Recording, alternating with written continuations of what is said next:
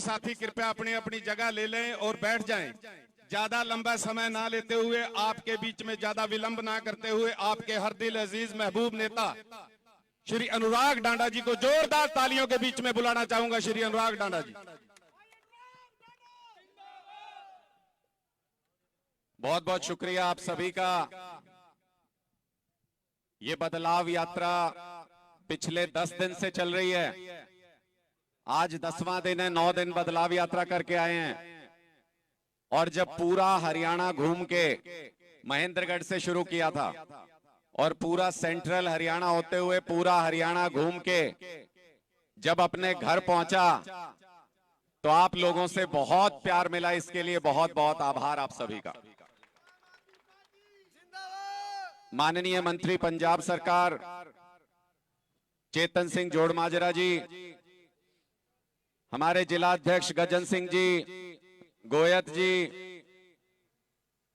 बहुत सारे साथी हैं। अब मैंने पीछे पलट के देखा, मैं पहले ही माफी मांग लूं। मंच पे बहुत सारे विशिष्ट साथी हमारे बैठे हैं, सबको हाथ जोड़ के प्रणाम करता हूं। आप सबका बहुत आदर है मेरे मन में, लेकिन चूंकि समय का अभाव और काफी देर से आप लोग इंतजार कर रहे हैं, तो सीधे काम की बात पे आते हैं।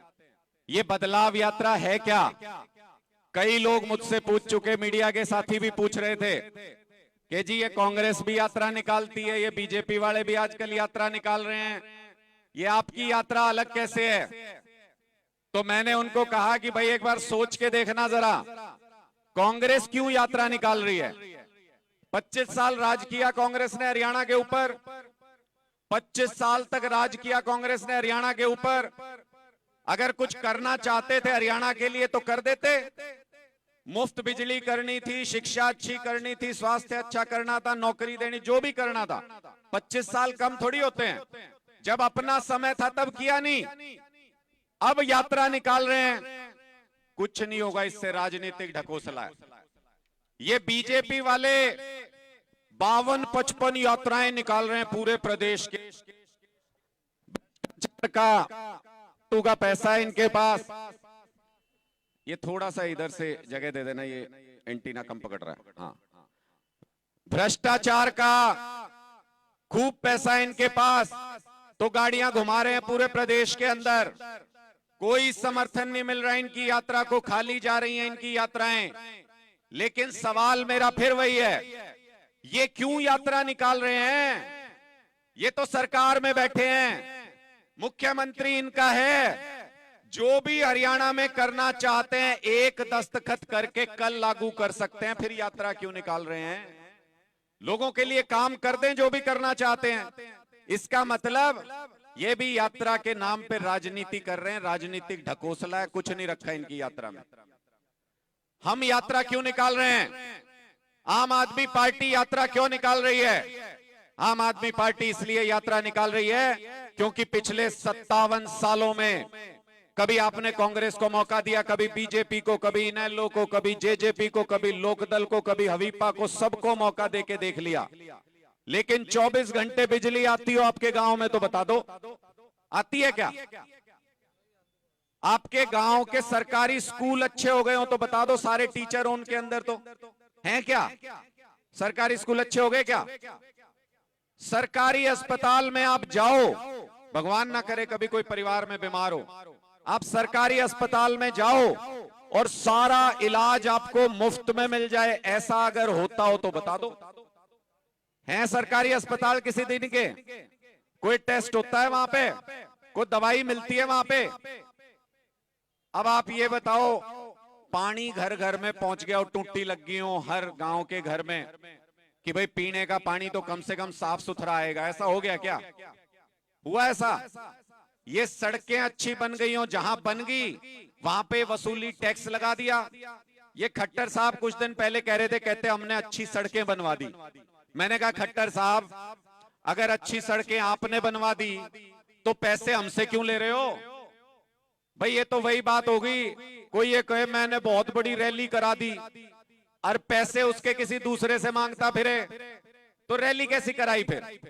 ऐसे ही खट्टर साहब सड़क कैसी बनवाई जब उसका सारा पैसा 10 गुना करके हमसे वसूलते हो? आम आदमी पार्टी की सरकार जिस दिन हरियाणा में आएगी, जिस दिन आम आदमी की सरकार हरियाणा में आएगी, उस दिन पंजाब की तरह ये सारे टोल उखाड़ फेंकेंगे। इन सड़कों पे हमारा हक है, हमारा अधिकार है।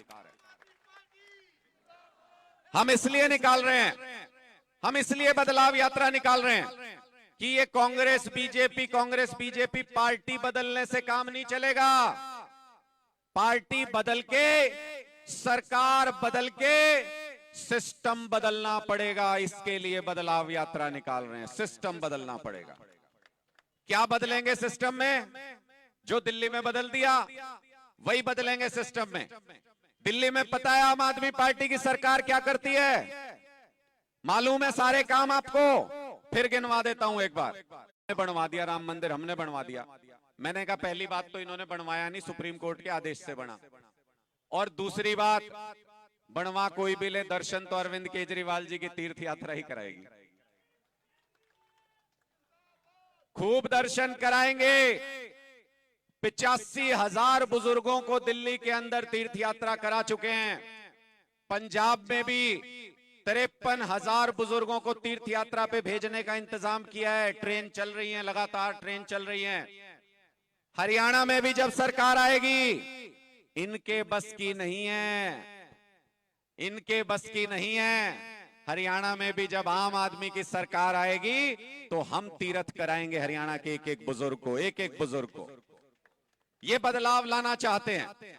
ये जो दिल्ली में काम किए ये हरियाणा में करना चाहते हैं। आप खुद सोच के देखना कैसी सरकार है। हमारे युवाओं के बारे में क्या सोचती है ये सरकार। पहले मैं आपको अपना अनुभव बता दूं। जो मैं महेंद्रगढ़ से यात्रा लेके वहां से चले और यहां तक पहुंचे, रास्ते में हजारों हजार लोग मिले, गांव में, शहर में, कस्बे में। हर किसी ने, क्योंकि उनकी आंखों में बदलाव की उम्मीद थी, वो हमारे अंदर वो उम्मीद देखते हैं कि हम वो बदलाव ले आएंगे, इसलिए हर किसी ने अपनी समस्या हमारे साथ साझा की। क्या समस्याएं साझा की? 4 सबसे बड़ी समस्या जो मेरी जानकारी में आई महेंद्रगढ़ से यहां तक आते आते, आज वो आपके साथ साझा कर रहा हूं। पहली समस्या, हरियाणा की सबसे बड़ी समस्या जो इस वक्त है, 25 लाख युवा हरियाणा का बेरोजगार है। 25 लाख युवा हरियाणा के बेरोजगार है। आप समझ रहे हो इस चीज को? 25 लाख युवा बेरोजगार होने का मतलब समझ रहे हो? बारूद के ढेर के ऊपर बैठा है हरियाणा, बारूद के ढेर के ऊपर। भगवान ना करे थोड़ी भी दिशा युवा भटक गए तो पूरे प्रदेश का क्या हाल होगा, आप इसका अंदाजा लगा सकते हैं। घर चलाने को नौकरी नहीं, घर नहीं बच सकते युवाओं के, खाने को रोटी नहीं, मोहताज हो गए दाने दाने के लिए, क्योंकि रोजगार नहीं दे पाई ये सरकार। सारे रास्ते में मुझे लगातार युवा ये कहते रहे कि जी आपकी सरकार आएगी तो नौकरी मिलेगी ना, आपकी सरकार आएगी तो नौकरी मिलेगी ना। इतनी उम्मीद थी उनकी आंखों में कि कई बार मैं भावुक हो जाता था उनकी बात सुन के। मैंने हर युवा को ये कहा और आज इस मंच के माध्यम से भी आश्वासन दे रहा हूं, 2 लाख सरकारी नौकरी खाली है हरियाणा सरकार के अंदर। 2 लाख सरकारी नौकरी खाली है हरियाणा सरकार के अंदर। जिस दिन आम आदमी की सरकार आई, पहली कलम से 2 लाख सरकारी रोजगार लिखेंगे युवाओं के लिए। ये सरकार कैसी निकम्मी सरकार है?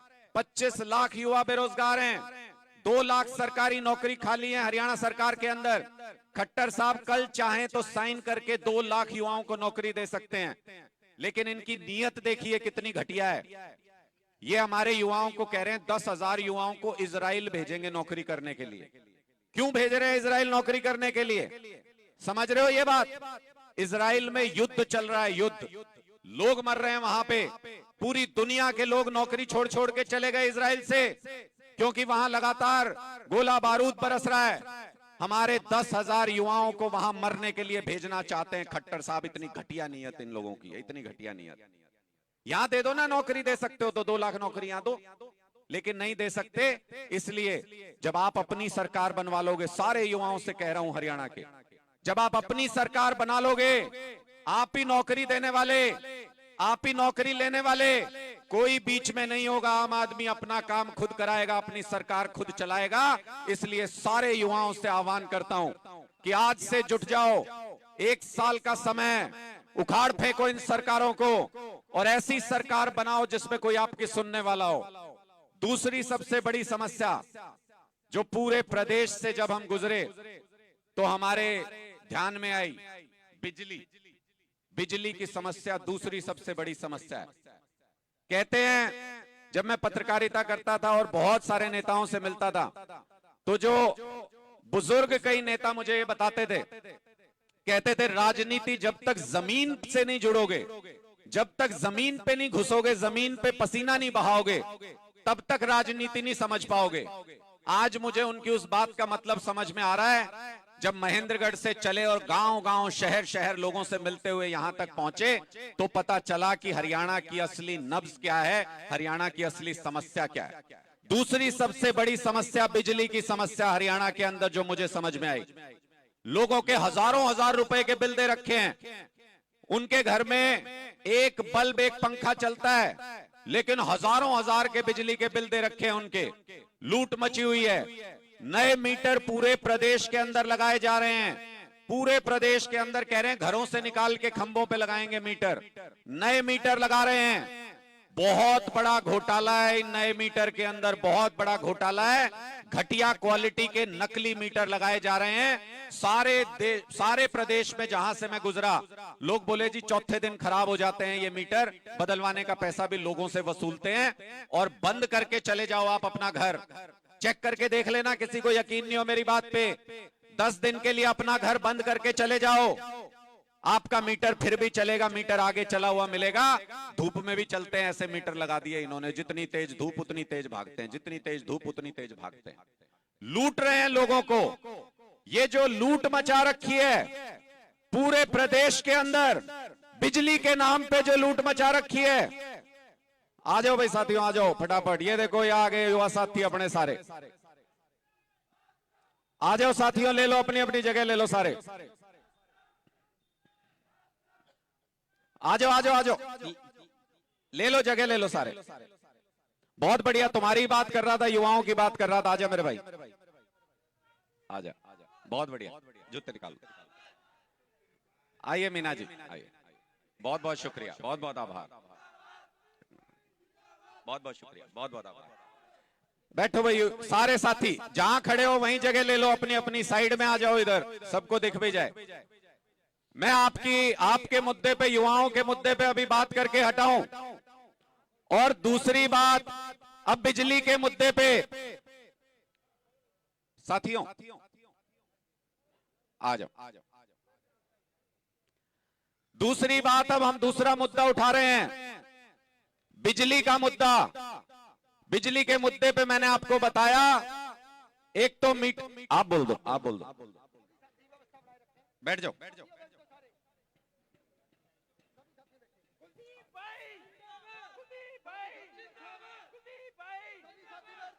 बैठो बैठो सर, बैठो कुलदीप जी, बैठो, शुक्रिया, सभी साथी बैठ जाएं, बैठो। देखो मैंने अभी आपको क्या कहा था, ये युवा जोश है, ये युवा जोश है, जिधर चल पड़ता है उधर का निशाना हो जाता है। आप देख लो पूरी चलती सभा में बीच में हलचल मचा दी जब युवा साथी आए हमारे। तो जब पूरे प्रदेश का 25 लाख बेरोजगार युवा जब एक आवाज में ये कहेगा कि हमको अब आम आदमी की सरकार चाहिए, हमको अब बदलाव चाहिए, ये खट्टर साहब, ये हुड्डा साहब कितना मर्जी जोर लगा लें, दुनिया की कोई ताकत इस बदलाव को रोक नहीं पाएगी। युवा शक्ति के अंदर इतनी ताकत होती है, इतनी ताकत होती है युवाओं के अंदर। बिजली के मुद्दे पे इस सरकार ने गरीबों का हाल बेहाल कर रखा है, बुरी हालत कर रखी है गरीबों की। कैसे? मीटर नकली, तेज चलते हैं, बिजली के अनाप शनाप बिल आते हैं, जब अनाप शनाप बिल ठीक कराने जाओ तो रिश्वत मांगी जाती है। मैं सारे हरियाणा के लोगों से कहना चाहता हूं, ये बिजली के झंझट से एक बार की मुक्ति एक ही बार में मिल सकती है। दिल्ली और पंजाब में किसी को भी फोन करके पूछ लो, किसी के घर जाके पूछ लो, उनकी बिजली मुफ्त है। जिस दिन हरियाणा में आम आदमी की सरकार आई, उसी दिन से जितने लोग यहां बैठे हैं और जितने पूरे प्रदेश में सुन रहे हैं मुझे, सबकी बिजली मुफ्त होगी उसी दिन से हरियाणा के अंदर। ऐसी सरकार आम आदमी की सरकार लेके आओ। और चिंता मत करना, चिंता मत करना, जो लोग आम आदमी के साथ जुड़ रहे हैं ये किसी किसी के साथ बदमाशी करके उसका बिल बढ़ा के दे देते हैं। दिल्ली के अंदर भी और पंजाब के अंदर भी जिनके बिल बढ़ा के दे रखे थे, अपनी सरकार आएगी तो उन सबके बिल माफ करेंगे। बिल्कुल चिंता मत करना, बिल्कुल किसी बात की, लड़ते रहो लगातार। तीसरी बड़ी समस्या जो युवाओं से जुड़ी है, पूरे प्रदेश के अंदर मुझे इसका एहसास होना शुरू हो गया कि हम हरियाणा के युवा गहरी खाई में गिरते जा रहे हैं, गहरी खाई में गिरते जा रहे हैं। कैसे? जो पहले पंजाब की समस्या थी, पूरा पंजाब नशे की गिरफ्त में था। पंजाब के युवा रोजगार के लिए विदेश जाते थे, विदेश भागते थे। वहां अपनी सरकार आई तो हमने नशे पे भी काबू किया है वहां पे, और रोजगार का भी इंतजाम किया है युवाओं के लिए। इसका मतलब ये विदेश भेजने वाली एजेंसियों का काम ठप हो गया वहां पे, और नशे का कारोबार करने वाले जो गुंडे थे उनका कारोबार भी पंजाब में ठप हो रहा है।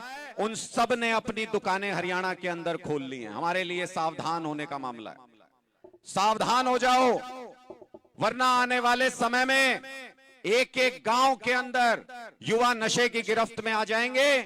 पंजाब में पंजाब सरकार ने इतनी शानदार खेल नीति बनाई है कि किसी भी बच्चे को अगर खेलना है, अपने घर के 4 किलोमीटर के दायरे में उसको स्टेडियम भी मिलेगा, खेलने की फैसिलिटी भी मिलेंगी, खाने पीने का बढ़िया इंतजाम भी होगा, और कोचेस भी मिलेंगे ट्रेनिंग देने के लिए। हरियाणा में कोई खेल नीति नहीं, गांव में कोई स्टेडियम नहीं किसी तरीके के, जो हैं उनमें इतनी बड़ी बड़ी घास हो रखी है, कोई रखरखाव नहीं। जहां पे स्टेडियम ठीक है वहां पे कोच नहीं। बच्चे स्टेडियम की बजाय नशे की गिरफ्त में जा रहे हैं। हरियाणा में धीरे धीरे पैर पसार रहा है नशा, लेकिन हम पंजाब की हालत में नहीं जाने देंगे हरियाणा के बच्चों को। वहां जाने से पहले ही आपके पास 2024 में मौका आ रहा है, बदल दो ऐसी सरकारों को जिनकी सरपरस्ती में ये नशे के धंधे होते हैं, ये नशे का कारोबार होता है। ये तीसरी समस्या को लेके भी कोई निजात दिला सकता है तो आम आदमी पार्टी दिला सकती है। और चौथी बड़ी समस्या जो पूरे रास्ते मुझे समझ में आई, किसान जो हमारा अन्नदाता है, जिसकी दी हुई रोटी खाते हैं, उस अन्नदाता को इन सरकारों ने बर्बाद कर दिया। पिछले सरकारों ने। किसान बहुत परेशान है हरियाणा के अंदर, बहुत परेशान है किसान। किस बात को लेके परेशान है? जब किसान को खाद चाहिए तो खाद नहीं मिलेगी, जब किसान को फसल का सही दाम चाहिए फसल का सही दाम नहीं मिलेगा, जब वो व्यापारी को बेच चुका होता है फिर महंगा हो जाता है सब कुछ, जब उनको मुआवजा चाहिए। अभी पीछे बाढ़ आई थी, 1,40,000 किसानों ने पूरे हरियाणा में आवेदन किया। ये जो इन्होंने पोर्टल खोल रखे हैं इसके ऊपर 1,40,000 किसानों ने कहा हमारी फसल खराब हो गई बाढ़ में, हमको मुआवजा दे दीजिए। सिर्फ 34,000 किसानों को इस सरकार ने मुआवजा दिया, 1,00,000 किसानों को मुआवजा ही नहीं दिया इस सरकार ने। इसका मतलब पहले से बर्बादी की कगार पे खड़े किसान को ये सरकारें तोड़ना चाहती हैं, खत्म करना चाहती हैं। इसलिए किसानों की भी बहुत बड़ी समस्या पूरे प्रदेश के अंदर है। आम आदमी पार्टी की सरकार आई, आपको याद है कि नहीं वो दिन जब किसान आंदोलन में सारे किसान दिल्ली बैठे थे? मैं गवाह हूं उस रात का, क्या हड़कंप मचा हुआ था, क्या धमकियां मिल रही थी अरविंद केजरीवाल जी को कि साइन कर दो इन स्टेडियमों को, जेल बना दो दिल्ली के सारे स्टेडियमों को, हम सारे किसानों को इसके अंदर बंद कर देंगे, साइन कर दो नहीं तो सरकार नहीं चलने देंगे तुम्हारी। केजरीवाल जी को धमकियां आ रही थी, सरकार पलट देंगे, तुम्हारी सरकार हटा देंगे, दिल्ली की सरकार भंग कर देंगे। केजरीवाल जी ने कलम तोड़ दी, कहा साइन नहीं करूंगा चाहे फांसी चढ़ा दो, किसानों के खिलाफ साइन नहीं कर सकता। और तब हमारा वो किसान आंदोलन दिल्ली की सड़कों पे इतना मजबूत हुआ, इतना मजबूत हुआ। हरियाणा और पंजाब के किसानों ने मिलकर वो आंदोलन लड़ा, ऐसा आंदोलन लड़ा कि तानाशाही सरकार को भी झुकना पड़ा, घुटने टेकने पड़े, ऐसा आंदोलन चला। ऐसी सरकार चाहिए हरियाणा के अंदर, उस अरविंद केजरीवाल की सरकार चाहिए हरियाणा के अंदर जो किसानों के लिए अपनी जान दे सकता है, लेकिन किसानों के साथ नाइंसाफी नहीं होने देगा किसी भी हालत में। और इन 4 के अलावा बाकी साथी ये सोचें कि भाई हमारी समस्या नहीं आई। मैं सारे रास्ते समस्या सुनते आया हूं, अगर गिनवाने लगूंगा शाम हो जाएगी। महिलाएं कहती हैं शाम को घर से बाहर नहीं निकल सकते, कर्मचारी कहते हैं ओपीएस की पेंशन नहीं मिल रही, क्लर्क कह रहे हैं हमको सैलरी जितनी मिलनी चाहिए उतनी नहीं मिल रही, पुलिस कर्मी भी कह रहे हैं दबी जुबान में, कहते जी सामने तो आ नहीं सकते, पर पंजाब पुलिस एक्ट में जो सैलरी का प्रावधान है वो हमें भी नहीं मिल रहा, पंजाब वालों को मिल रहा है। यहाँ पे सरपंच अपने अधिकार के लिए लड़ रहे हैं कि हमें अपना लोकतांत्रिक अधिकार नहीं मिल रहा। बच्चे पेपर नहीं दे पा रहे, पेपर लीक हो गए, 40 पेपर लीक हो गए इस सरकार में। युवाओं को रोजगार नहीं मिल रहा, वो सब बातें हमने की। कोई वर्ग ऐसा नहीं, विकलांग भी मिले रास्ते में, वो बोले जी हमारी कुछ मांगे सुनी नहीं रही सरकार, 2 साल हो गए हमको हड़ताल करते लगातार। ये सब्जी और फल विक्रेता जो हैं, व्यापारी, इनकी अभी हड़ताल चल रही थी पिछले दिनों, ये भी परेशान है। डॉक्टरों की हड़ताल चल रही थी, डॉक्टर परेशान है। कोई वर्ग हरियाणा का ऐसा नहीं बचा जो इस सरकार से परेशान नहीं है। इसलिए 2 छोटी छोटी बातें बता के और फिर ये भी रजामंदी लूंगा आपकी कि मेरे साथ अंत तक चलेंगे यात्रा में। जो भी साथी यहाँ पे बैठे, एक बार हाथ उठा के बताओ कौन कौन चलेगा, बिल्कुल लास्ट तक, अंत तक जो चलेगा। ये कुछ युवा साथी उधर खड़े, चलोगे ना लास्ट तक? जोर से बताओ चलेंगे, ठीक है। तो सारे साथी अंत तक चलेंगे ताकि कैथल को भी ये पता चले कि बदलाव आ रहा है, बदलाव रोका नहीं जा सकता। जो 2 छोटी छोटी बातें मैं बता रहा था, वो 2 छोटी बातें ये हैं कि एक तो उदाहरण है जो आप अपने घर में इस्तेमाल करके देख लेना, आपको पता चल जाएगा कि आम आदमी पार्टी की कितनी जरूरत है। रोजाना सारे लोग अपने घर पे सफाई करते हो सवेरे, कल एक तजुर्बा करके देखना, कल सवेरे अपने घर के कमरे में फर्श पे हाथ फेरना शुरू हो जाना, घर साफ हो जाएगा क्या? हाथ से हो जाएगा जी, घर साफ हाथ से। दूसरा तजुर्बा कर लेना, 5-10 रुपए में कमल का फूल आएगा, एक कमरे में फर्श पे कमल का फूल फेरने लग जाना, कमल के फूल से घर साफ हो जाएगा क्या? किस चीज से घर साफ होता है? किस चीज से?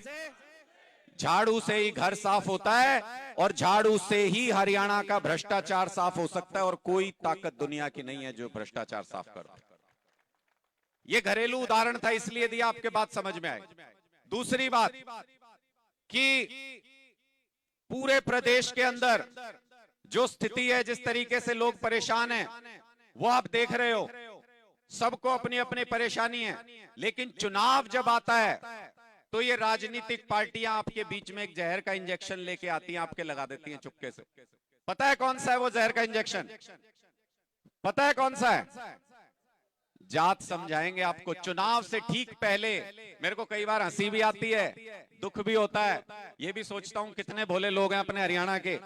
चुनाव से ठीक पहले आप जिस जाति में पैदा हुए, जिसको आप रोज जीते हो, जिसमें आप सारे कामकाज, सारे अपने क्रियाकलाप करते हो, अचानक चुनाव से पहले एक आदमी आपके घर पे आके बैठेगा और आपको बताएगा तेरी तो फलानी जात है, तुझे तो इस पार्टी को वोट देना चाहिए, तेरी फलानी जात है, तुझे इस पार्टी को वोट देना चाहिए।